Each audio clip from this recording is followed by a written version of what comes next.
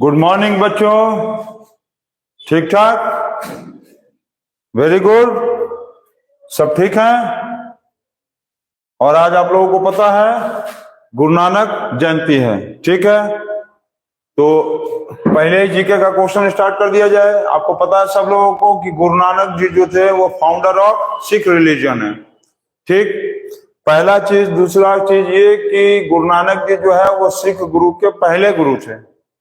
अच्छा, जो 10वें गुरु थे उनका क्या नाम था? जो 10वें गुरु थे सिख रिलीजन के, उनका क्या नाम था? 10th गुरु का फर्स्ट गुरु जो थे वो गुरु नानक देव जी थे। आपको बताना है 10th गुरु जो थे सिख रिलीजन के वो कौन थे? 10th गुरु, ठीक है। ये आपको बताना है सीबी में। कहाँ बताना है? सीबी में। फर्स्ट गुरु कौन थे? गुरु नानक जी। और आपको बताना है कि 10th गुरु कौन थे, ये आपको बताना है कमेंट बॉक्स में, ठीक। ये दो आंसर, ये तो हम बता ही दिया। फर्स्ट गुरु गुरु गोविंद कौन थे? गुरु नानक जी। आपको बताना है 10th गुरु कौन थे, और 9th भी बता देंगे। 9th गुरु कौन थे सिख रिलीजन के, वो भी आप बताइएगा। दोनों आंसर आप बताइएगा कमेंट बॉक्स में। और स्टार्ट किया जाए। Chemical reaction and equations topic 4 आज है, क्योंकि हम लोग टॉपिक 1, 2, 3 पढ़ चुके हैं और हम उसमें बता चुके थे। आप लोगों को लगभग सब चीज खत्म हो चुका था। इलेक्ट्रोप्लेटिंग बताना था और एंडोथर्मिक एक्सोथर्मिक रिएक्शंस। अब क्वेश्चंस आज बनवाया जाएगा, पहले टॉपिक समझाया जाए जो बचा हुआ है, ठीक है। तो स्टार्ट किया जाए। चलिए, आ गए सब लोग। जो लोग नहीं आए हैं वो लोग भी आ जाएंगे, धीरे धीरे आ जाएंगे, सब आ जाएंगे। चलो स्टार्ट किया जाए। तो पहला चीज आप ये समझो कि एक्सोथर्मिक रिएक्शन क्या है। एक्सोथर्मिक रिएक्शन, जो लोग पिछले वीडियो को नहीं देखे हैं वो जाकर पिछले वीडियो को देख ले, और मोबाइल लेके खाली कमेंट ना करे, समझे भी। इन्हें कि कमेंट तो बहुत लोग करते रहते हैं। एक्सोथर्मिक रिएक्शन और एंडोथर्मिक रिएक्शन, एक्सोथर्मिक रिएक्शन और एंडोथर्मिक रिएक्शन, ये दो इंपॉर्टेंट रिएक्शंस होता है। एक्सोथर्मिक का मतलब क्या होता है कि हीट जो होगा इसमें क्या होगा? रिलीज्ड होगा, पहला चीज। दूसरा चीज क्या होता है कि एक्सोथर्मिक रिएक्शन जो हीट रिलीज करता है। अच्छा, पहला इसमें क्या होगा? इसमें जो हीट क्या होगा? हीट क्या लिखेंगे? एब्जॉर्ब्ड होगा, एब्जॉर्ब्ड होगा, ठीक है। दूसरा चीज जो इसमें हीट होता है वो किस साइड होगा? एक्सो का मतलब देखो, कोई भी केमिकल रिएक्शन लिखेंगे तो ये होता है रिएक्टेंट और ये होता है प्रोडक्ट। रिएक्टेंट कहाँ होता है? लेफ्ट साइड में होता है। प्रोडक्ट कहाँ होता है? तो प्रोडक्ट होता है राइट साइड में, पहला। अब हीट जब होगा, अब हीट निकल रहा है तो हीट कहाँ निकलेगा? प्रोडक्ट साइड में। तो ये कहाँ होगा? हीट जो होगा ये प्रोडक्ट साइड में होता है, समझ गए। जो हीट होगा वो कहाँ होगा? प्रोडक्ट साइड में। इसमें यदि देखेंगे तो जो हीट होगा वो कहाँ होगा? रिएक्टेंट साइड में। किस साइड होगा? एंडो में। एंडो का मतलब हीट लेना, तो रिएक्टेंट साइड, रिएक्टेंट साइड का मतलब लेफ्ट साइड, ठीक है। और ये जो प्रोडक्ट साइड और ये रिएक्टेंट साइड। तो प्रोडक्ट साइड कौन सा साइड होगा? राइट साइड, पहला। दूसरा और एक चीज जो इंपॉर्टेंट डिफरेंस कोई बता सकता है? एक्सोथर्मिक रिएक्शन क्या होता है कि एक्सोथर्मिक रिएक्शन में ज्यादातर, एक्सोथर्मिक रिएक्शंस में ज्यादातर कंडीशंस में क्या होता है? मैक्सिमम प्रोबेबिलिटी, इसका मैक्सिमम प्रोबेबिलिटी होता है, मैक्सिमम प्रोबेबिलिटी जो है कि gas is released, gas is released. इसमें ज्यादातर कंडीशन में देखोगे कि गैस रिलीज जरूर करेगा। एक्सोथर्मिक रिएक्शन में मैक्सिमम प्रोबेबिलिटी का मतलब ज्यादातर चांसेस रहता है कि गैस जो है वो बाहर निकलेगा। इसको रिलीज कर लो या गैस इवॉल्व कर लो, गैस इवॉल्व। और इसमें क्या होता है ज्यादातर कंडीशन में? एंडोथर्मिक रिएक्शन में क्या होता है कि मैक्सिमम इसमें चांसेस क्या होता है? मैक्सिमम प्रोबेबिलिटी इसमें होता है, maximum probability is the reactant is precipitated। ज्यादातर कंडीशन होता है कि इसमें जो रिएक्टेंट, जो इसका रिएक्शन हम लोग कर रहे हैं वो रिएक्टेंट क्या होता है? प्रेसिपिटेट होता है ज्यादातर। अब ये नहीं कि हर बार ऐसा नहीं है, लेकिन ज्यादातर प्रेसिपिटेट रहता है वो जो इनसॉल्युबल। जैसे कि CaCO3 को हीट करेंगे तो इसको हीट हम दे रहे हैं तो एंडोथर्मिक, तो CaO प्लस CO2। तो एंडोथर्मिक में भी देखो ये हीट दिए और गैस भी निकला। अब सोचेगा कि सर अभी तो आप बोले कि एक्सोथर्मिक में गैस रिलीज होता है, तो मैक्सिमम कंडीशंस बताएं। ये नहीं कहें कि हर रिएक्शन में ऐसा होता है, ऐसा नहीं, ये एक्सेप्शंस में। ये रिएक्शंस यदि देखेंगे तो एक्सेप्शंस में है, जहां पर जो रिएक्टेंट था, रिएक्टेंट तो प्रेसिपिटेटेड है, लेकिन यहां पर तुम देखोगे गैस रिलीज कर रहा है एंडोथर्मिक होने के बावजूद, लेकिन मैक्सिमम रिएक्शंस में एक्सोथर्मिक में गैस रिलीज होता है। तो ये डिफरेंस आप नोट कर लेंगे और इसका एक एग्जांपल नोट कर लेंगे। एक्सोथर्मिक का मतलब क्या होगा? एक्सो का मतलब हीट बाहर निकालना, तो रिस्पायरेशन जो रिएक्शन है वो एक्सोथर्मिक रिएक्शन है। और फोटोसिंथेसिस जो रिएक्शन है वो कैसा रिएक्शन है? तो फोटोसिंथेसिस जो है वो एंडोथर्मिक रिएक्शन है, क्योंकि फोटोसिंथेसिस में हीट लेता है और एक्सोथर्मिक में हीट रिलीज करता है। तो इसको नोट कर लीजिए आप, और नोट कर लिए और बहुत अच्छा किए, वेरी गुड किए। ठीक है, ऊपर का उड़ा देते हैं इतना पॉइंट। जो लोग नहीं नोट कर पा रहे हैं, बाद में जब अपलोड होगा वीडियो तो आप इसको नोट कर लीजिएगा। अच्छा, एग्जाम में 2 क्वेश्चन आया था, देखो क्या था कि explain how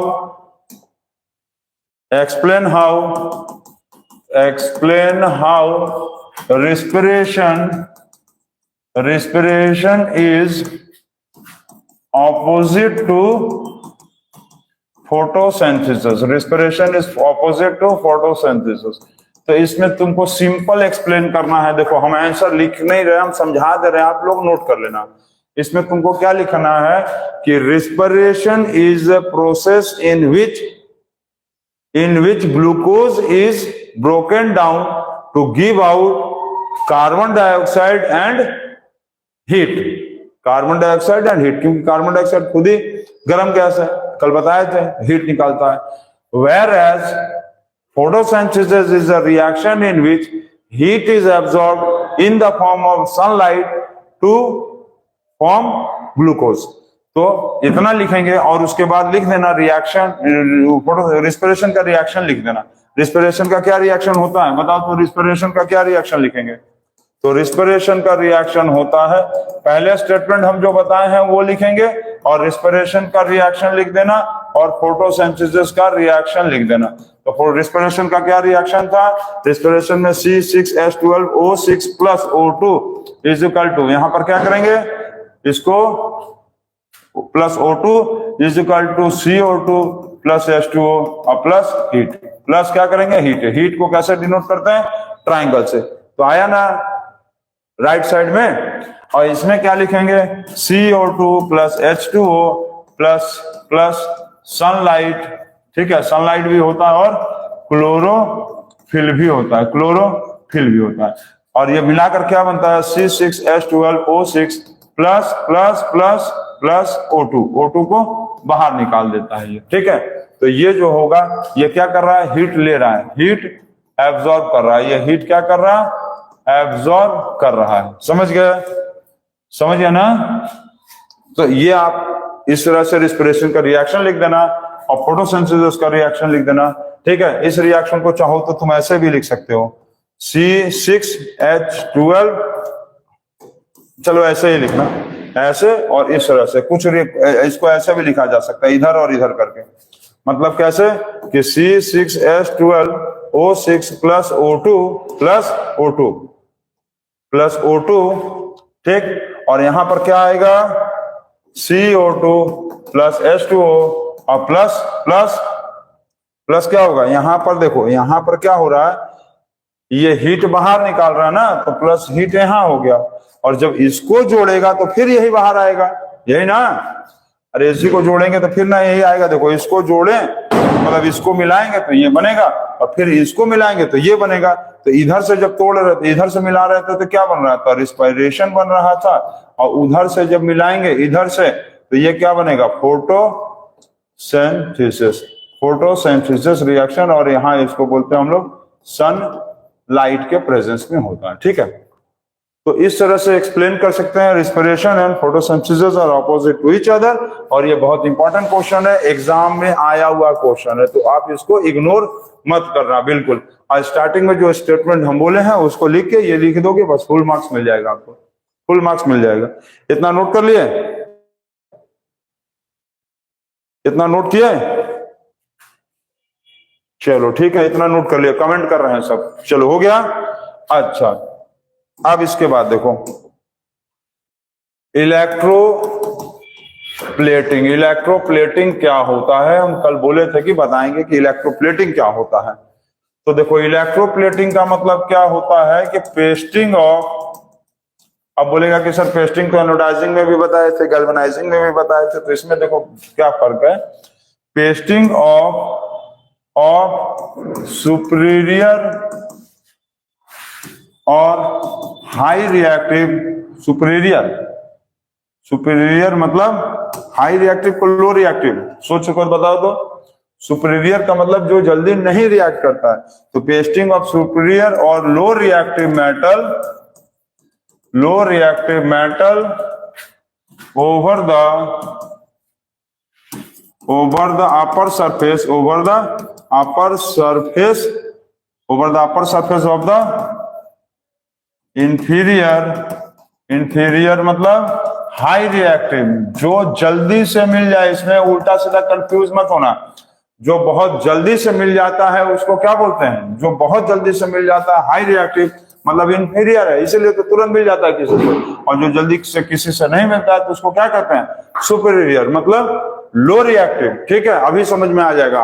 upper surface of the inferior, क्या लिखा है, the pasting of the superior और low reactive metal over the upper surface of the inferior high reactive metals. जैसे देखो गोल्ड है, तो गोल्ड पॉलिश हम लोग किसके ऊपर चढ़ाते हैं, सिल्वर ज्वेलरी के ऊपर। ठीक है, अच्छा यहाँ metals by passing electric current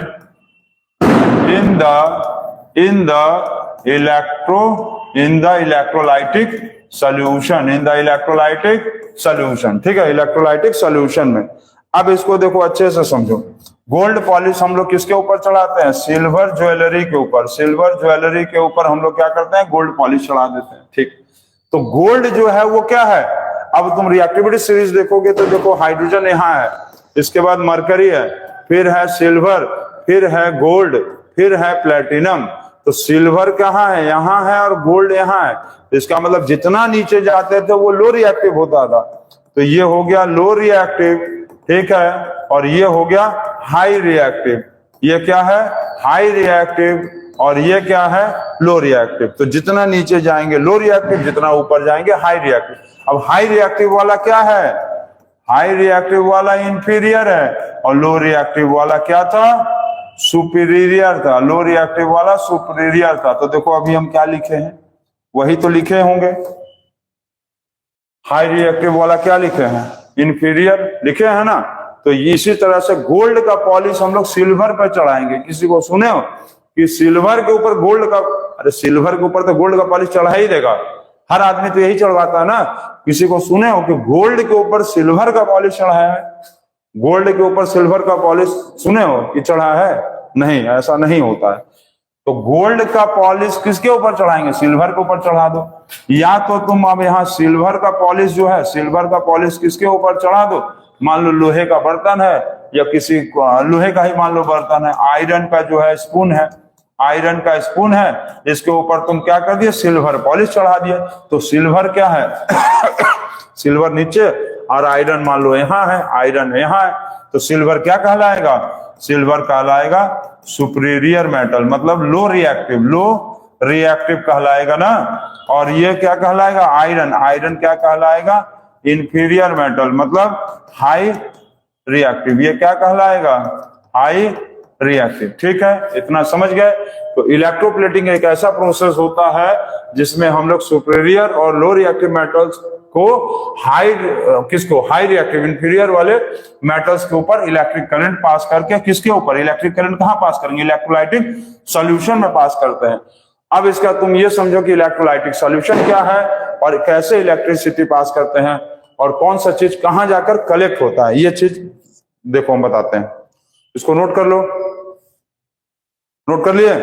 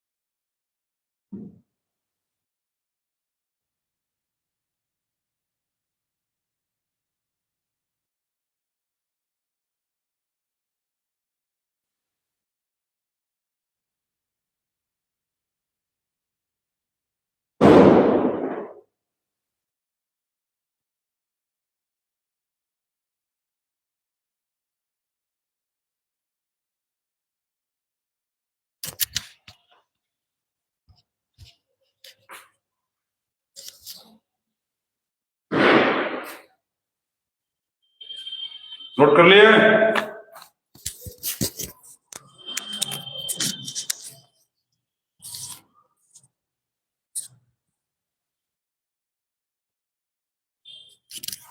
क्या लिखा है?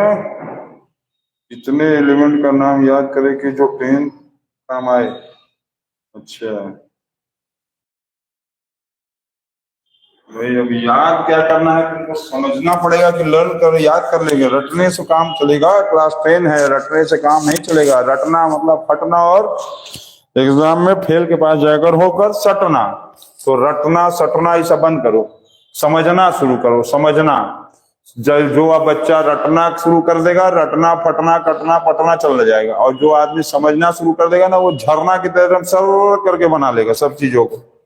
तो आप रटने का काम बंद करिए और समझने का काम शुरू करिए। अब यहाँ देखो, इलेक्ट्रोप्लेटिंग में के पहले आपको यह समझना होगा कि इलेक्ट्रोलाइटिक सॉल्यूशन क्या है। इलेक्ट्रोलाइटिक सॉल्यूशन क्या है, ठीक है?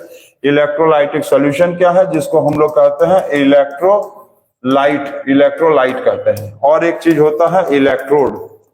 तो इलेक्ट्रोड क्या है? इलेक्ट्रोड का मतलब होता है the terminals of the battery. The terminals of the battery is called as electrode. जो बैटरी का टर्मिनल्स होता है हम उसको कहते हैं इलेक्ट्रोड, ठीक है? जैसे कि मान लो ये बैटरी है, तो इसमें दो टर्मिनल होता है, एक प्लस का टर्मिनल और एक माइनस का टर्मिनल, ठीक? टर्मिनल को कहेंगे इलेक्ट्रोड। टर्मिनल मतलब इलेक्ट्रोड। तो दो तरह का टर्मिनल होता है, एक होता है प्लस और एक होता है माइनस। प्लस होगा एक और क्या होगा, एक माइनस। अच्छा, इसके पहले एक चीज ये समझ लो, क्लास 9 में आप लोग एटम एंड मॉलिक्यूल्स में ये चीज पढ़े होंगे कि एक होता था कैटायंस और एक होता था एनायंस। कैटायंस प्लस होता था, एनायंस माइनस होता था, ठीक है? इतना तो पता है, कैटायंस प्लस और एनायंस माइनस। अब यहाँ पर यदि देखेंगे तो कैथोड जो होगा वो क्या होगा, माइनस होगा, और जो एनोड होगा वो होगा प्लस। ये चीज आप दिमाग में एकदम बैठा लो, उल्टा होता है, कैटायंस प्लस तो एनोड प्लस, एनायन माइनस तो कैथोड माइनस, ठीक है? कैटायंस होता था पॉजिटिव, कैथोड होगा माइनस। एनायंस होता था माइनस, तो यहाँ एनोड होगा प्लस। तो प्लस वाले टर्मिनल का क्या नाम होगा? प्लस वाले टर्मिनल का नाम होगा माइनस, और सॉरी, प्लस वाले टर्मिनल का नाम होगा एनोड, और माइनस वाले टर्मिनल का नाम होगा कैथोड, ठीक है? इसको तुम लर्न करने के लिए तुम ऐसे समझ लो कि एक चीज लिख लो, लोन लिख लो। लोन लिख लिए तो लोन में याद रखेंगे कि लेफ्ट ऑक्सीडेशन एनोड नेगेटिव है। समझ के देखो, कैटायंस पॉजिटिव। चलो अच्छा, इसको छोड़ दो, इसका थोड़ा दूसरा प्रिंसिपल है। इस प्रिंसिपल के हिसाब से यदि चलोगे तो थोड़ा 11 क्लास का प्रिंसिपल है, इसको आप छोड़ दो। अभी आप याद रखो क्लास 10 में कि क्लास 9 में हम लोग क्या पढ़े थे, cations positive anions minus. Cations जो होगा वो क्या होगा, कैटायंस जो होगा प्लस होगा, तो इसी तरह से कैथोड जो होगा वो माइनस होता है। और एनायंस माइनस होता था तो एनोड जो होगा प्लस होगा। एकदम दिमाग में बैठा लो, उल्टा होता है, cations plus cathode minus, anions minus anode plus. ठीक, तो ये प्लस वाला हो गया एनोड और माइनस वाला हो गया कैथोड। चलो इतना लिख ली। और इलेक्ट्रोड मतलब टर्मिनल को बोलते हैं, जो पॉजिटिव और नेगेटिव टर्मिनल होता है उसको बोलते हैं हम लोग, क्या बोलते हैं, इलेक्ट्रोड्स बोलते हैं। अब इलेक्ट्रोलाइटिक सॉल्यूशन क्या होता है, देखो, the metallic acidic solution which is used to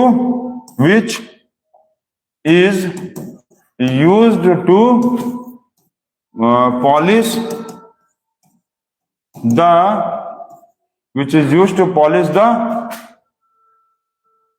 electroplated metal. अच्छा, इसका मतलब क्या है कि जैसे कि तुम मान लो यहां पर ये तुमको चम्मच दे दिया, ये चम्मच बन गया ना, ये स्पून बन गया, ये स्पून है आपका मान लो सिल्वर का स्पून है। इसके ऊपर आपको चढ़ाना है, जो पॉलिश चढ़ाना है आपको, इसके ऊपर आपको पॉलिश चढ़ाना है गोल्ड का पॉलिश चढ़ाना है आपको। तो अब आप क्या करोगे कि कौन सा सॉल्यूशन लेके चलोगे, तुम सॉल्यूशन जो लेके चलोगे वो कौन सा लेके चलोगे, सिल्वर नाइट्रेट कि गोल्ड नाइट्रेट, या सिल्वर सल्फेट या गोल्ड सल्फेट। अब ये बोलेगा सर कि नाइट्रेट या सल्फेट ही क्यों लेके चलेंगे, तो देखो दो चीज समझो। एसिड वाला जो यूनिट होता था वो क्या होता था, एसिड के लिए क्या होता था, बढ़िया से समझ लो पहले। एसिड के लिए SO4 होना चाहिए था, लास्ट में NO3 होना चाहिए था। तो मेनली यही सब होता है ना, SO4 SO3, ठीक है, और Cl होना चाहिए था, यही सब होता है। जैसे कि H2SO4 होता था, HNO3 होता था, HCl होता था। ये सब क्या होता है कि अच्छा एसिड है, मतलब ये अच्छा का मतलब, बाकी तो सब एसिड भी अच्छा होता है, ये सब क्या है, ये सब एसिडिक रेडिकल्स है, एसिडिक रेडिकल्स। अब इसी एसिडिक रेडिकल में हम लोग उस मेटल को लेंगे जिसके ऊपर पॉलिश चढ़ाना है, जिसका पॉलिश चढ़ाना है उसको नहीं लेना है हम लोग को, पॉलिश गोल्ड का चढ़ाना है, तो गोल्ड नहीं लेके चलेंगे। क्या पॉलिश, किसको पॉलिश करना है, गोल्ड को कि सिल्वर को? पॉलिश किसको करना है, गोल्ड को कि सिल्वर को? पॉलिश करना है सिल्वर स्पून को ना, सिल्वर स्पून को ना पॉलिश करना है कि गोल्ड स्पून को पॉलिश करना है, सिल्वर स्पून को पॉलिश करना है। तो हम लोग मान लो लेके चलेंगे सिल्वर नाइट्रेट सॉल्यूशन, या तो सिल्वर सल्फेट सॉल्यूशन, ये सॉल्यूशन ले लो, या तो ले लो सिल्वर क्लोराइड ले लो, या तो तुम ले लो सिल्वर क्लोराइड। अब यदि मान लो सिल्वर के ऊपर तुमको मतलब मान लो लोहे के ऊपर तुमको सिल्वर का पॉलिश चढ़ाना है, लोहे के ऊपर, आयरन के ऊपर तुमको सिल्वर का पॉलिश चढ़ाना है, तो हम लोग आयरन सल्फेट लेके चलेंगे, या आयरन नाइट्रेट लेके चलेंगे, या आयरन क्लोराइड लेके चलेंगे। समझ गए? एकदम दिमाग में क्लियर रखो, हमको जिस चीज के ऊपर पॉलिश चढ़ाना है उसी का मेटेलिक सॉल्यूशन लेके चलेंगे। समझ गए? जैसे हम लोग को लोहे के ऊपर चढ़ाना है सिल्वर का पॉलिश, तो लोहा सल्फेट, लोहा नाइट्रेट, लोहा क्लोराइड, मतलब आयरन सल्फेट, आयरन नाइट्रेट या आयरन क्लोराइड। हमको यहाँ पर क्या करना था, हमको पॉलिश चढ़ाना था गोल्ड का पॉलिश चढ़ाना था। किस पे? गोल्ड का पॉलिश चढ़ाना था सिल्वर, गोल्ड का पॉलिश सिल्वर स्पून पे चढ़ाना था। तो हम लोग क्या लेके चलेंगे, सिल्वर नाइट्रेट, सिल्वर क्लोराइड या सिल्वर सल्फेट। इतना चीज दिमाग में क्लियर रहना। और इसी सॉल्यूशन को कहते हैं हम लोग इलेक्ट्रोलाइटिक सॉल्यूशन या इलेक्ट्रोलाइट। और जो इलेक्ट्रोड होता है वो टर्मिनल होता है, जो प्लस माइनस का। ठीक है, इतना नोट कर लियो, आगे बताएं।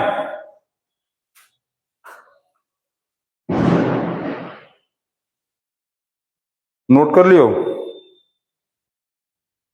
चलो कोई बात नहीं। ये लग रहा है क्योंकि ये बच्चे सोच रहे हैं कि सर इलेक्ट्रोलाइटिक तो आएगा नहीं एग्जाम में, तो ऐसा कुछ भी नहीं है। ये मत सोचो कि एग्जाम में नहीं आएगा, ये सोच के यदि पढ़ोगे कि एग्जाम में ये नहीं आएगा, एग्जाम में वो नहीं आएगा, तो हो सकता है तुम भी एग्जाम में फेल ही होते रहोगे। तो इतना नोट कर लिए, चलो आगे देखते हैं। अच्छा, इसमें अब मान लो हम लोग यहां पर ले लो ये टर्मिनल ले लिए, ठीक, ये पॉजिटिव टर्मिनल और ये नेगेटिव टर्मिनल, ये प्लस वाला टर्मिनल हो गया, ये माइनस का टर्मिनल हो गया। चलो ठीक है, ये प्लस वाला टर्मिनल को हम अभी क्या बोले थे, एनोड होता है, और माइनस वाला टर्मिनल जो है कैथोड होता है। प्लस वाला ये और माइनस वाला ये, यही ना बताए थे। देखो positive terminal plus anode cathode minus, ठीक। अब इसके अंदर जो है हम लोग सॉल्यूशन डालेंगे, ये सॉल्यूशन है, ठीक है। ये रेड वाला मान लो सॉल्यूशन है, ये सॉल्यूशन, ये क्या है, ये सॉल्यूशन हो गया, ये सॉल्यूशन। तो सॉल्यूशन हम लोग को जो डालेंगे तो अच्छा, इन दोनों को मिलाकर क्या कहेंगे, इन दोनों को मिलाकर हम लोग कहेंगे इलेक्ट्रोड, क्योंकि ये क्या है, बैटरी का टर्मिनल है, बैटरी का टर्मिनल है, ठीक। इसमें जो सॉल्यूशन होगा, जो सॉल्यूशन होगा, इस सॉल्यूशन को क्या कहेंगे, इलेक्ट्रोलाइट, इलेक्ट्रोलाइट कहेंगे, जिसको हम लोग कहते थे इलेक्ट्रोलाइटिक सॉल्यूशन। चलो इलेक्ट्रोलाइटिक सॉल्यूशन कर देते हैं। अब मेरा एम जो है इस एक्सपेरिमेंट में क्या चीज का है, एम, एम का भी फुल फॉर्म होता है एम्बिशन इन मी। एम्बिशन इन मी का मतलब है कि हमारे अंदर अपना एम्बिशन है कि हमको ये चीज को करना है, ये मेरा बनाया फुल फॉर्म है, ठीक है। तो एम इस एक्सपेरिमेंट में क्या है, एम ये है कि मान लेते हैं कि हम लोगों को सिल्वर स्पून दिया हुआ है, सिल्वर स्पून, इसके ऊपर हम लोग क्या करेंगे, try to polish with gold, हम लोग गोल्ड से पॉलिश करने की कोशिश करेंगे, ठीक है। तो गोल्ड यहां पर क्या है, गोल्ड यहां पर लो रिएक्टिव है, और लो रिएक्टिव होने के कारण ये क्या होगा, सुपीरियर होगा, सुपीरियर। और ये सिल्वर जो स्पून है, सिल्वर क्या है, गोल्ड के हिसाब से, सिल्वर जो है वो गोल्ड के हिसाब से क्या है, हाई रिएक्टिव है, हाई रिएक्टिव है। सिल्वर गोल्ड के हिसाब से देखेंगे तो हाई रिएक्टिव है, और सिल्वर यहां पर कहलाएगा इंफीरियर मेटल, ठीक है। चलो अब हम लोग ये पढ़े थे कि जिसका भी हम लोगों को पॉलिश चढ़ाना है उसके सॉल्यूशन को नहीं लेना है, जिसके ऊपर पॉलिश चढ़ाएंगे उसका सॉल्यूशन लेना है। तो इस हम लोग को पॉलिश करना था सिल्वर चम्मच पे, तो मान लो सिल्वर का चम्मच भी बना लो यहां पर, चलो सिल्वर चम्मच को। अच्छा, इसमें एक चीज देखोगे कि जो जिसको पॉलिश करना है उसको कहाँ कर लटकाएंगे, बताओ तो चम्मच को कहाँ लटकाएं, यहाँ की यहाँ, चम्मच को कहां लटकाना है। अब ये ध्यान वाली देने वाली चीज है, पॉलिश्ड मेटल मतलब टू पॉलिश्ड मेटल, या ऐसे लिख लो, जिस मेटल को पॉलिश करना है ना, ठीक है, ऐसे लिख लो, जिस मेटल को पॉलिश करना है, जिस मेटल को पॉलिश करना है, तो मेटल किसको पॉलिश करना है, स्पून को, और स्पून कौन सा चीज का है, सिल्वर का है। तो तुम इसको ले जाके कहां लटका दो, तुम कहां लटकाओगे इसको, हाँ, इसको हम लोग लटका देंगे कैथोड पे, माइनस पे लटकाएंगे, ठीक है। जिसका पॉलिश करना है, समझ रहे हो, जिस चीज का पॉलिश करना है उसको तुम लटका दो माइनस पे। तो यहां पर एक तो ऐसे करके ये हम स्पून को लटका दिए, और ये इलेक्ट्रोलाइटिक सॉल्यूशन जो है पूरा मान लो भर दिए, पूरा भर दिए, पूरा भर दिए, ये पूरा भर गया, इलेक्ट्रोलाइटिक सॉल्यूशन पूरा भर गया। अब चम्मच को कहां लटकाएंगे, चम्मच को लटका दिए कैथोड पे। ध्यान देना इस पे, इलेक्ट्रोलाइटिक सॉल्यूशन इसीलिए हम रोके हुए थे कि आज पढ़ाएंगे इसको हम, ठीक है। इतना हो गया। अब चम्मच को तुम लटका दिए माइनस पे, मतलब कैथोड पे लटका दिए, जिसका मतलब देखो क्या लिखा है, जिस मेटल का पॉलिश करना है उसको तुम कैथोड पे लटका दो, ठीक है। अब क्या करो कि यहां पर जो इलेक्ट्रोलाइट लिए है वो क्या है, क्या लेंगे, सिल्वर नाइट्रेट सॉल्यूशन ले लो, सिल्वर नाइट्रेट सॉल्यूशन ले लो, ले लिए, ठीक, सिल्वर नाइट्रेट सॉल्यूशन ले लिए, क्योंकि जिसका हम लोग को पॉलिश करना है उसी का ना सॉल्यूशन लेते हैं, ठीक। अब क्या करो कि यहां पर तुम इलेक्ट्रिसिटी पास करो, ये प्लस वाले को और ये माइनस वाले को मान लो तुम लाके यहां पर, ये वायर है और इसमें तुम इलेक्ट्रिक करंट सप्लाई कर दिए, चलो इलेक्ट्रिक करंट सप्लाई कर दिया। अब इसमें बिजली भी जाना शुरू कर दिया, ठीक है। इसमें मान लो एक तो तार को सफेद बना दो, एक तार मान लो सफेद है और एक तार ये पिंक है, ठीक है, ये एक पिंक तार हो गया और एक सफेद तार हो गया। तुम इसमें इलेक्ट्रिसिटी पास करना शुरू कर दिया। अब जैसे ही तुम इलेक्ट्रिसिटी पास करोगे तो क्या होगा, तुम जैसे ही इसमें इलेक्ट्रिसिटी पास करोगे इसमें क्या होगा, चलो बताओ तो जल्दी से। चलो दिख रहा ना? ठीक, अब इसमें तुम जब इलेक्ट्रिसिटी पास करोगे तो क्या होगा बताओ। अब देखो ये टॉपिक को हम बहुत धीमे गति से इसलिए पढ़ा रहे हैं कि आपको समझ में आए, नहीं तो इलेक्ट्रोलाइट आपको हमेशा इलेक्ट्रोलाइसिस में कंफ्यूजन रहेगा, बस खाली इधर उधर डेफिनेशन पढ़ लोगे काम खत्म हो जाएगा। इसको उड़ा देना, चलो इसको उड़ा दो, नहीं उड़ाए, इतना को उड़ा दो, इतना खत्म कर दो, चलो इतना खत्म। अब देखो तुम अब इसमें क्या करोगे, जब इलेक्ट्रिसिटी जैसे ही पास करोगे, अब तुम देखो क्या क्या हुआ, देखो इलेक्ट्रिसिटी क्या किए, पास कर दिए, पास कर दिए। इलेक्ट्रिसिटी जैसे ही पास कर दिए तो इलेक्ट्रिसिटी पास करने पे क्या होगा कि ये जो सिल्वर नाइट्रेट सॉल्यूशन था ना, सिल्वर नाइट्रेट जो सॉल्यूशन था, ये कहीं ना कहीं क्या होगा, जैसे ही इलेक्ट्रिसिटी इसमें पास होगा AgNO3, ये क्या करेगा, इलेक्ट्रिक करंट इसमें गया, इलेक्ट्रिक करंट पहले इसमें गया तो ये Ag2 प्लस और प्लस NO3 सोडियम नाइट्रेट, हाँ इसका होता है बैलेंसिंग वन। ठीक, तो तुम ऐसे भी लिख सकते हो, सिल्वर अलग हो गया और नाइट्रेट जो है वो अलग हो गया, सिल्वर अलग और नाइट्रेट अलग। क्या हुआ, सिल्वर अलग और नाइट्रेट अलग, सिल्वर अलग और नाइट्रेट अलग हो गया। ठीक है, अब क्या होगा, सिल्वर का अलग होने से और नाइट्रेट अलग होने से क्या होगा, अब इसमें गोल्ड का क्या काम है, हमको तो गोल्ड का पॉलिश चढ़ाना था ना, हमको तो गोल्ड का पॉलिश चढ़ाना था, तो तुम कैसे करोगे, जब गोल्ड का पॉलिश चढ़ाना था तो गोल्ड का क्या काम आया इसमें।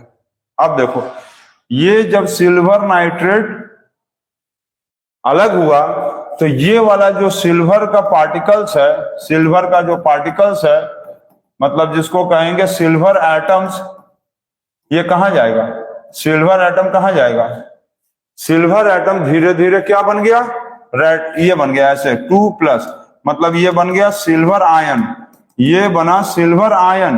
अब सिल्वर जब आयंस बन गया तो इसका मतलब क्या हो गया, ये अब चार्ज हो गया, चार्ज, और जब चार्ज हो गया तो ये अपने अगल बगल किसी को भी खोजने की कोशिश करेगा जिसके साथ जाकर मिलकर वो क्या करे, कोशिश करे कि वो स्टेबल हो, क्या करेगा, कोशिश करेगा, कोशिश करे, क्या करेगा, कोशिश करेगा कि वो जाकर कहीं ना कहीं से वो स्टेबल हो जाए, और स्टेबल होने के चक्कर में क्या करेगा कि जब वो देखेगा कि उसके बगल वाला, मतलब उसके बगल क्या, उसके जैसा ही एलिमेंट यहां पर है, तो ये सिल्वर जो है, ये सिल्वर आयन जो था, जो Ag+ था, वो क्या करेगा, जाकर क्या करेगा बताओ तो, Ag+ क्या करेगा, अच्छा चलो Ag+ क्या करेगा वो भी तुमको बताते हैं, इतना नोट कर लियो, नोट कर लिए। अच्छा गोल्ड, अब देखो क्या करेगा, गोल्ड, गोल्ड का क्या काम आएगा, गोल्ड, तो गोल्ड हम लोग कहां पर कनेक्ट करेंगे, गोल्ड को कहां पर कनेक्ट करने के लिए कहा गया, इस पे जो हम लोग कैथोड पे कनेक्ट करेंगे स्पून को, स्पून मतलब हम सिल्वर को कनेक्ट किए थे, ठीक है, स्पून पे, स्पून को हम लोग कहां कनेक्ट किए थे, सिल्वर जो स्पून था हम लोग कहां किए, माइनस पे। गोल्ड वाला जो था ना, अब देखो गोल्ड का क्या करेंगे कि गोल्ड को थोड़ा सा उससे इंफीरियर मेटल ले लो, मान लो इंफीरियर का मतलब मान लो तुम ले लो गोल्ड हाइड्रोक्साइड ले लो, गोल्ड हाइड्रोक्साइड ले लो, AuOH हाइड्रोक्साइड। अब क्या होगा, इतना हो गया,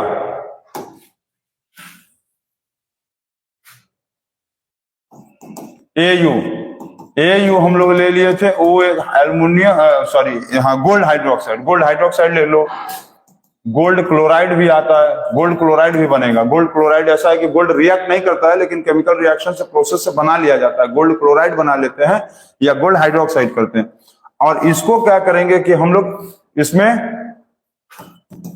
AuCl को क्या करेंगे, ब्रेक कर दो, ब्रेक करेंगे तो बनेगा Au+ और Cl-, ये अलग अलग इलेक्ट्रिसिटी, मतलब इसी में इलेक्ट्रिसिटी देकर पास करेंगे। इसको कहां रखेंगे हम लोग, मान लो AuCl, ठीक, या Au हाइड्रोक्साइड ऐसे, ठीक, तो ये क्या बनेगा AU2 प्लस या OH माइनस, या बनेगा Cl माइनस। जैसे AU लिए थे या OH लिए थे, तो क्या बनेगा OH माइनस या Cl माइनस। और Ag, अरे Ag बोल रहे हैं, AU क्या बनेगा, क्या बनेगा AU2 प्लस, इतना हुआ। अब यहां से ये AU अलग हो गया और ये दोनों अलग हो गया। अब दोनों का एक्सचेंज होगा, किसका किसका एक्सचेंज होगा, तो जो सिल्वर आयन जो बना था, सिल्वर आयन ये कहां पर जाकर चिपकेगा, सिल्वर स्पून पे। ठीक है, ये सिल्वर आयन जो होगा वो कहां पर जाकर चिपकेगा, सिल्वर स्पून पे जाकर चिपक जाएगा। क्या होगा, पेस्ट करेगा, पेस्ट करेगा, इस सिल्वर स्पून पे जाकर पेस्ट कर गया। ठीक, तो सिल्वर स्पून पे जाकर सिल्वर तो पेस्ट कर गया, तो नाइट्रेट बचा है ना, नाइट्रेट तो बचा था ना। तो नाइट्रेट क्या करेगा ये बताओ, नाइट्रेट क्या करेगा, इतना चलो खत्म करो। नाइट्रेट क्या करेगा बताओ, देखो सिल्वर गया, सिल्वर प्लस कहां गया, सिल्वर स्पून पे गया, चिपक गया, पेस्ट हो गया। ठीक, नाइट्रेट जो बना है वो अभी भी भटक रहा है, तो वो जो भटक रहा है वो क्या करेगा, जो यहां पर गोल्ड मिला था उसको गोल्ड से जाकर क्या होगा, मिलेगा और ये बना लेगा गोल्ड नाइट्रेट। ठीक है, गोल्ड नाइट्रेट, समझिए, गोल्ड नाइट्रेट बनाया। ठीक, अब जो यहां पर ये क्लोरीन था, ठीक, तो ये क्या है, क्लोरीन लो, तो क्लोरीन जो यहां पर Cl माइनस था या OH माइनस था, तो ये दोनों क्या होगा, या तो ये गैस बनकर, क्लोरीन गैस बनाकर उड़ जाएगा, इवॉल्व करेगा, क्लोरीन गैस बनाकर उड़ जाएगा, या जो OH माइनस था ये जो हो कहीं ना कहीं वाटर फॉर्म कर लेगा। क्या कर लेगा, वाटर फॉर्म कर लेगा। और इस तरह से जो पूरा रिएक्शन जो चम्मच था सिल्वर का, वो उसके ऊपर सिल्वर का पॉलिश हो गया। और ये जो गोल्ड नाइट्रेट सॉल्यूशन है, ये गोल्ड नाइट्रेट सॉल्यूशन है, ये भी वेस्ट नहीं हुआ। इसको लास्ट में हम लोग फिर क्या करेंगे, लास्ट में क्या करते हैं इसको हम लोग, कि गोल्ड नाइट्रेट को फिर से हीट कर देंगे, या इसमें हम लोग क्या करेंगे, इलेक्ट्रिक करंट पास कर देंगे। तो ये तो क्या होगा, ये गोल्ड अलग, नाइट्रेट अलग, क्योंकि ये तो लो रिएक्टिव था ना, तो लो रिएक्टिव होने के कारण ये बहुत अच्छे से इससे तो मिला नहीं होगा। जब बहुत अच्छे से नहीं मिला था तो ये गोल्ड जो होगा वो सेपरेट कर जाता है, जितना गोल्ड जो होगा वो क्या होगा, अरे यहां पर एक किसके, सिल्वर स्पून पे Ag नहीं सॉरी गोल्ड में, हाँ गोल्ड मिल गया। ठीक है, गोल्ड मिलेगा। अच्छा यहाँ मिस्टेक हो गया, यहाँ मिस्टेक है, सिल्वर नहीं गोल्ड, सिल्वर स्पून पे क्या हो रहा है, सिल्वर स्पून पे गोल्ड जाके मिलेगा ना, गोल्ड चिपकेगा, गोल्ड चिपकेगा, सॉरी, यहाँ पर सिल्वर स्पून पे जाकर गोल्ड चिपक गया। ठीक है, सिल्वर स्पून पे जाकर गोल्ड चिपका है, गोल्ड सिल्वर स्पून पे जाकर चिपक गया। और AgNO3 जो है वो अभी अकेले था, तो वो AgNO3 वहां से हट जाएगा और इस स्पून के ऊपर क्या होगा कि हम लोगों को गोल्ड का पॉलिश चढ़ जाएगा, गोल्ड पॉलिश चढ़ जाएगा। ठीक है, अच्छा अब इसमें बाकी देखो क्या क्या पर्चा, फिर से समझ लो एक बार फिर से। हम लोग क्या क्या लिए थे, AgNO3 लिए थे, तो ये अलग अलग हुआ था Ag प्लस NO3 1 माइनस। ठीक, और लिए थे सिल्वर क्लोराइड मान लो। ठीक है, सिल्वर गोल्ड क्लोराइड लिए तो गोल्ड प्लस और क्लोरीन अलग हुआ। ठीक, इतना हुआ। तो ये गोल्ड क्या हुआ, जाकर स्पून के ऊपर चिपकेगा, स्पून के ऊपर क्या होगा, पेस्ट कर जाएगा, क्योंकि इलेक्ट्रिसिटी पास कर रहा है। तो ये गोल्ड जो है हाई फ्लो में जाएगा, स्पून के ऊपर चिपक गया, ये इसका काम हो गया खत्म। अब जो ये सिल्वर बचा है वो क्या कर लेगा, ये सिल्वर जो है वो क्या कर देगा, सिल्वर 2 प्लस और प्लस क्लोरीन के साथ जाकर मिलाकर सिल्वर क्लोराइड बना लेगा, सिल्वर क्लोराइड। और ये जो नाइट्रेट बना था ये जो होगा नाइट्रोजन डाइऑक्साइड गैस बनकर और प्लस ऑक्सीजन बनकर ये बाहर निकल जाएगा। और इस तरह से सिल्वर क्लोराइड को फिर आप यहाँ पर हीट कर लेंगे। जब सिल्वर क्लोराइड को हीट कर देंगे तो फिर से तुम्हारा सिल्वर और क्लोरीन वापस आ जाएगा और ये गोल्ड के ऊपर पॉलिश चढ़ गया, ये मतलब सिल्वर स्पून के ऊपर गोल्ड का पॉलिश चढ़ गया। ठीक है, समझ में आया कि कंफ्यूजन है?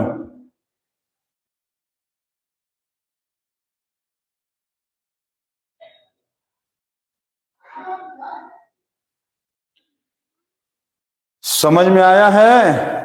तो इस देखो ये जो इलेक्ट्रोलाइसिस प्रोसेस है ना, इसको अभी हम जैसे समझाए हैं, थोड़ा एक बार वीडियो को जब हम उस पर अपलोड कर देंगे तो वीडियो को आप जो है एक दो बार थोड़ा जरूर से स्टार्टिंग से पढ़ के उसको कंफ्यूजन को दूर करना।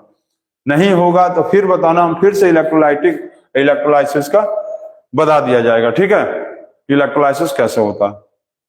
हो गया, इसको नोट कर लिए? चलो अब 2-3 क्वेश्चन बनवाया जाए। चलो पहला क्वेश्चन आज का बनवाया जाए। क्वेश्चन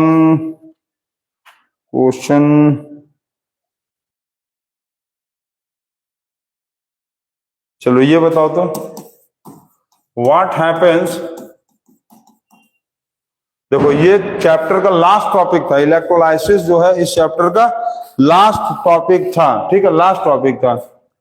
तो चलो अब क्वेश्चन स्टार्ट किया जाए। आज थोड़ा 1-2-4 क्वेश्चन करवाते हैं और कल से इस चैप्टर से रिलेटेड बोर्ड एग्जाम में जितने भी क्वेश्चन आए हैं, बोर्ड एग्जाम में रिलेटेड जितना भी क्वेश्चन आया है इस चैप्टर से, उसको कल से सॉल्व करवाया जाएगा। ठीक है, ये जैसे क्वेश्चन दिया हुआ है कि what happens when dilute HCl is treated with iron fillings, iron filings के साथ यदि हम लोग मान लो डाइल्यूट हाइड्रोक्लोरिक एसिड, मतलब HCl डाइल्यूट हाइड्रोक्लोरिक एसिड को रिएक्ट करवाएंगे Fe से, आयरन से, तो क्या बनेगा? तो कहीं ना कहीं ये क्या कंपाउंड बना लेगा? ये बना लेगा आयरन क्लोराइड। क्या बनाएगा? Iron chloride plus hydrogen gas बाहर निकल जाएगा। अच्छा, इसमें एक तो जो सबसे इंपॉर्टेंट क्वेश्चन एग्जाम में आता है, ये पूछता है कि नेम द, ये कई बार आया हुआ क्वेश्चन है, एग्जाम का क्वेश्चन है, कई बार आया है बोर्ड एग्जाम में। Name the gas evolved when acid reacts with metal. किसी भी एसिड को मेटल से रिएक्ट करेंगे तो देखो, किसी भी एसिड को यदि तुम मेटल से रिएक्ट करोगे तो क्या बनाएगा? वो बनाएगा सॉल्ट और प्लस हाइड्रोजन गैस बाहर हो जाएगा। तो कौन सा गैस बाहर निकला? Hydrogen gas. इसी तरह से मान लो तुम H2SO4 का रिएक्शन करा दो, मान लो एल्युमिनियम से रिएक्शन करा दिया, तो क्या कंपाउंड बनेगा? ये बनेगा एल्युमिनियम सल्फेट Al2SO4 का होल थ्राइस और प्लस इसमें हाइड्रोजन गैस बाहर निकलेगा। तो ये पूछता है एग्जाम में कि name the gas evolved when acid reacts with metal, hydrogen gas, और कंपाउंड्स क्या बनेगा? तो सॉल्ट बनेगा और हाइड्रोजन बनेगा। ठीक है, इस तरह से और एक क्वेश्चन देखा जाए इस तरह से। चलो एक दूसरा क्वेश्चन बताते हैं, इसको नोट कर लियो। जो बच्चा नोट नहीं कर पा रहे हैं कोई बात नहीं है, जब वीडियो अपलोड होगा तो उसको आप लोग नोट कर लेना। और हम फिर बता रहे हैं कि electrolysis, electroplating chapter, electroplating topic जो बताए हैं उसको आप 2 बार जरूर से पढ़ना। कंफ्यूजन होगा कमेंट में बताएंगे, फिर से बताया जाएगा। तो चलो एक नेक्स्ट क्वेश्चन देखते हैं जो बोर्ड एग्जाम में आया हुआ है। लिखा हुआ है silver brown coloured element, a shiny brown colored element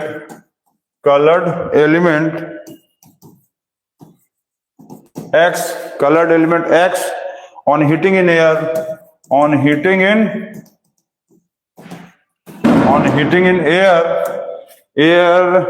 becomes black in color. name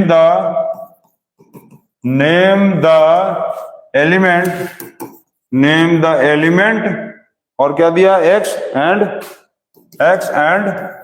black colored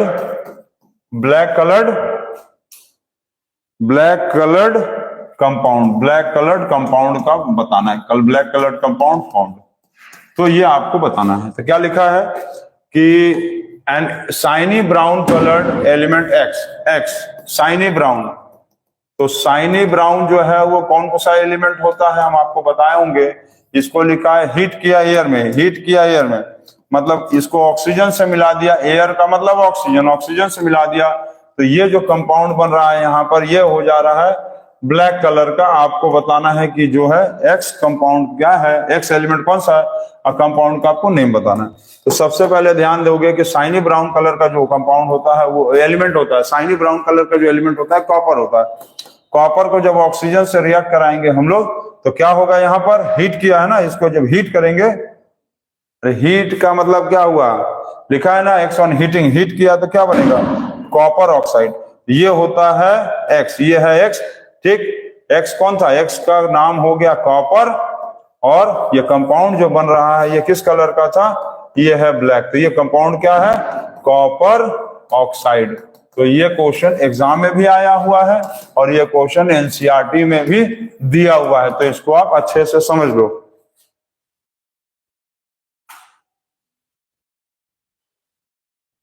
हो गया। जीके का क्वेश्चन, हमेशा जीके का ही क्वेश्चन पूछा जाएगा। चलो नोट करो, पूछा जाएगा, अभी समझ में आएगा। अभी पहले साइंस पढ़ लो, साइंस पढ़ लो, फिर उसके बाद जीके का भी क्वेश्चन पूछा जाएगा। हो गया। चलो इसके बाद देखते हैं, जीके का क्वेश्चन बोल रहे हो ना, लो बताओ तो। Name the gas which causes cooling, name the gas which causes cooling in refrigerator. Refrigerator में कौन सा गैस जो है कूलिंग करता है, पहला। और दूसरा बताओ तो कि name the wave which is produced in TV remote. TV remote में कौन सा, टीवी रिमोट में कौन सा रे प्रोड्यूस होता है। और तीसरा एक जीके का क्वेश्चन ये बताओ, बुक का फुल फॉर्म, बुक का फुल फॉर्म, बुक का फुल फॉर्म। और एक लो जीके का क्वेश्चन बोल रहे थे ना, फुल फॉर्म बताओ। Name the Indian, first Indian, name the first Indian who passed ICS.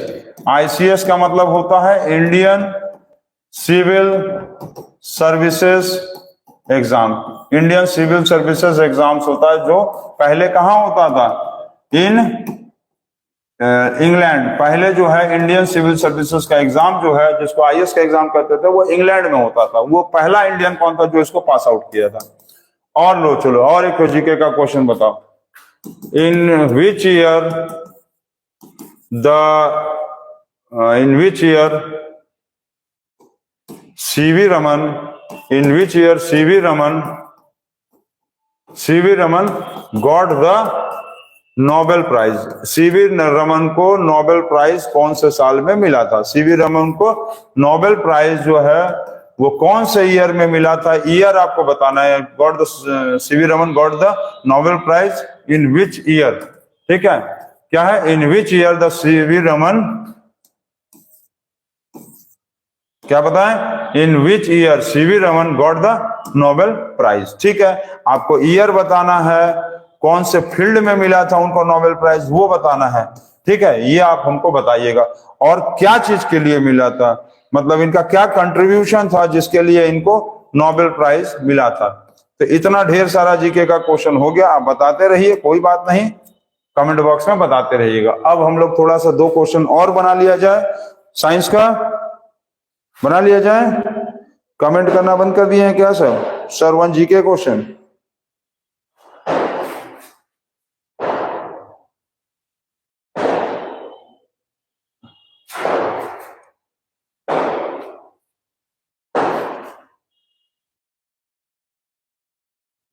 चलो, सत्येंद्रनाथ टैगोर, मतलब फर्स्ट इंडियन जो सिविल सर्विसेज का एग्जाम पास किया था, सत्येंद्रनाथ टैगोर हैं। चलो इसके बाद बताते हैं नेक्स्ट क्वेश्चन। देखो एक नेक्स्ट एक क्वेश्चन और दिया जाए तो तुमको, अच्छा ये एक्सप्लेन करना है। Explain the terms, explain the terms oxidation and reduction. Explain the terms oxidation and reduction. Explain the terms reduction and oxidation. Explain the terms oxidation and reduction in terms of in terms of oxygen, hydrogen, electron and, और मान लो ये तीनों के basis पे आपको explain करना है। तो देखो इसको कैसे एक्सप्लेन करोगे, तो ये आपको ये भी आया क्वेश्चन है ना, ये एग्जाम में है, एग्जाम बेस्ड क्वेश्चन, ऑक्सीडेशन और रिडक्शन ऐसे लिखेंगे। फिर क्या लिखेंगे यहां पर हम लोग, बेसिस, बेसिस मतलब बेसिस एक्सप्लेनेशन, किस बेस पे इसको हम एक्सप्लेन कर रहे हैं।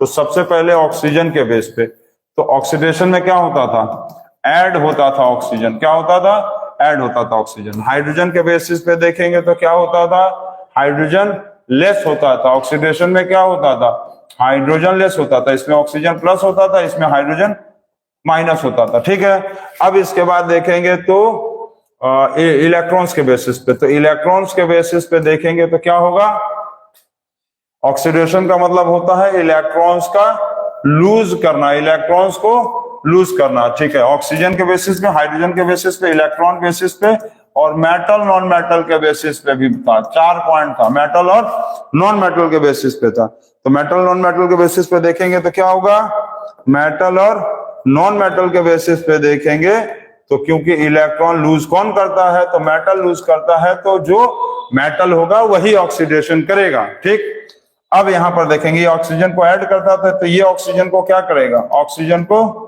लेस करेगा, ये ऑक्सीजन को लेस करेगा, वो माइनस।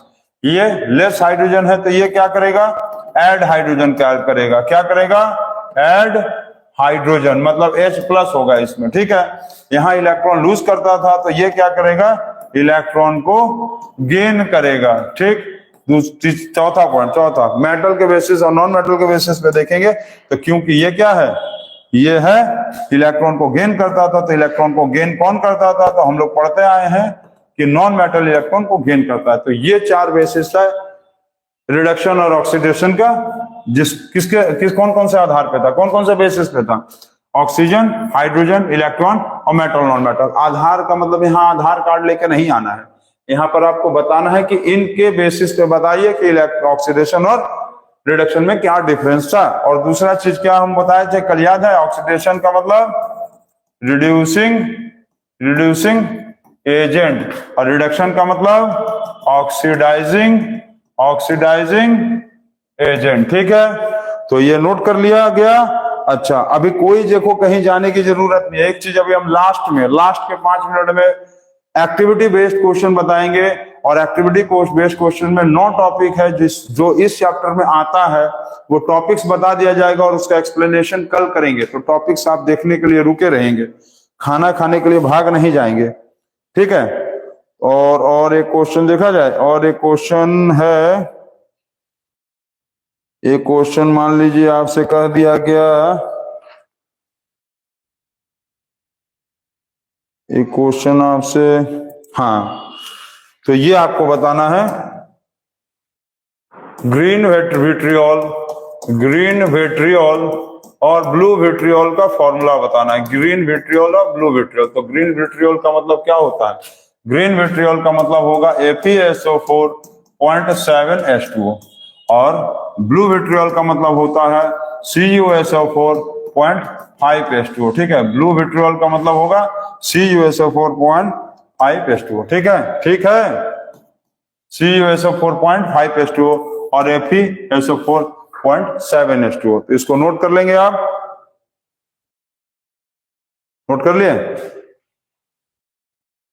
ग्रीन विट्रियोल, कैमरे में डिस्टरबेंस आ गया क्या,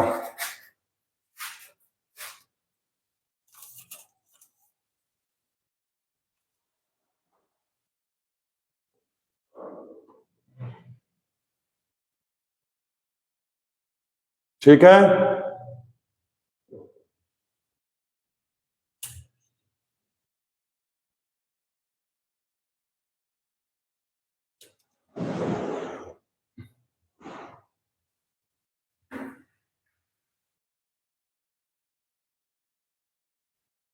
चलो हो गया, इतना क्लियर है।